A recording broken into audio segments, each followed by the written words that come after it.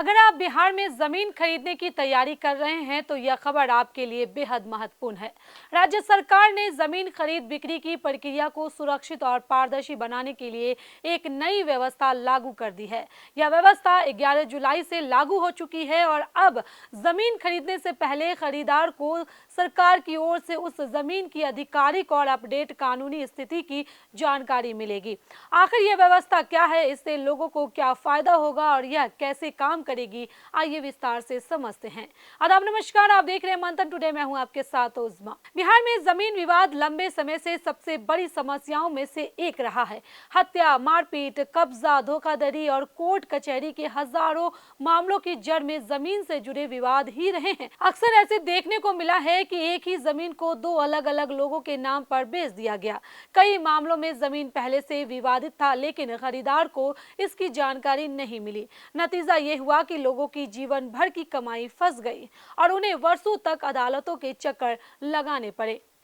इन्हीं समस्याओं को कम करने के लिए बिहार सरकार ने नई व्यवस्था लागू की है, जो अब जमीन खरीदने वालों के लिए सुरक्षा कवच का काम करेगी। अब यदि कोई व्यक्ति जमीन खरीदना चाहता है तो रजिस्ट्री से पहले वह संबंधित जमीन की आधिकारिक कानूनी स्थिति की जानकारी ऑनलाइन प्राप्त कर सकेगा।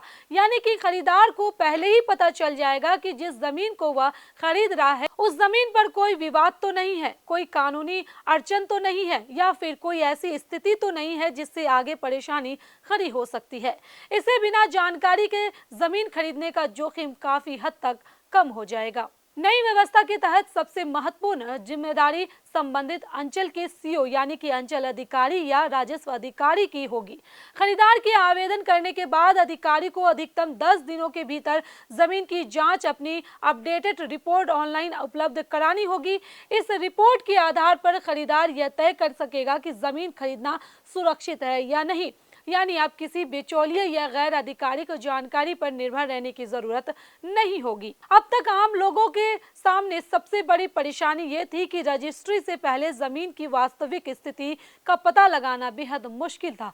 स्थानीय लोग बिचौलिए या निजी स्रोतों से जानकारी लेते थे, लेकिन उसकी कोई सरकारी पुष्टि नहीं होती थी। कई बार यही अधूरी जानकारी बाद में बड़े विवाद की वजह बन जाती थी। नई व्यवस्था का उद्देश्य इसी समस्या को खत्म करना है, ताकि जमीन खरीदने वाला व्यक्ति पूरी जानकारी के साथ फैसला ले सके। इस व्यवस्था को लागू करने के लिए उप निबंधन महानिरीक्षक संजय कुमार ने राजस्व एवं भूमि सुधार विभाग को आवश्यक निर्देश जारी किया है। साफ कहा गया है कि खरीदार के आवेदन के बाद संबंधित अधिकारी को हर हाल में 10 दिनों के भीतर अपनी रिपोर्ट ऑनलाइन देनी होगी। राज्य के सभी अंचलों में अधिकारियों और कर्मचारियों को इस नई प्रणाली का प्रशिक्षण भी दिया जा चुका है और उसके यूजर आईडी तथा पासवर्ड सक्रिय कर दिए गए हैं। यानी अब पूरी प्रक्रिया डिजिटल माध्यम से संचालित होगी। फिलहाल बिहार में जमीन की रजिस्ट्री ई निबंधन सॉफ्टवेयर के माध्यम से की जा रही है। नई व्यवस्था भी इसी डिजिटल सिस्टम से जुड़ी हुई है। इसका सबसे बड़ा फायदा ये होगा कि लोगों को सरकारी दफ्तरों के बार चक्कर नहीं लगाने पड़ेंगे। ऑनलाइन आवेदन करने के बाद निर्धारित समय के भीतर सरकारी रिपोर्ट उपलब्ध करा दी जाएगी। इससे पूरी प्रक्रिया पहले की तुलना में अधिक पारदर्शी और आसान बनाने की उम्मीद है। विशेषज्ञों का मानना है कि यदि इस व्यवस्था का सही तरीके से पालन हुआ तो जमीन से जुड़े फर्जीवाड़े और धोखाधड़ी के मामलों में काफी कमी आ सकती है। जब खरीदार पहले ही जमीन की सरकारी स्थिति की पुष्टि कर लेंगे तो भविष्य में दाखिल खारिज यानी कि म्यूटेशन कराने में भी अनावश्यक परेशानियों का संभावना कम हो जाएगा।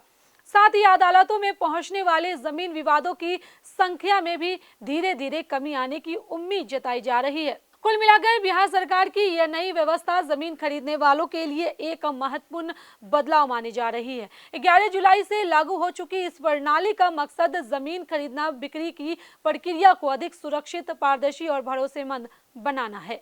अब देखना होगा कि जमीन विवादों को कम करने में यह व्यवस्था व्यवहारिक स्तर पर कितनी प्रभावी साबित होती है। तो चलिए फिलहाल इस खबर में बस इतना ही। देश दुनिया की ऐसी तमाम बड़ी खबरों के लिए बने रहे मंथन टुडे के साथ साथ ही हमारे चैनल को लाइक करें, सब्सक्राइब करें, फॉलो करें और निष्पक्ष पत्रकारिता देखना है तो देखते रहे मंथन टुडे।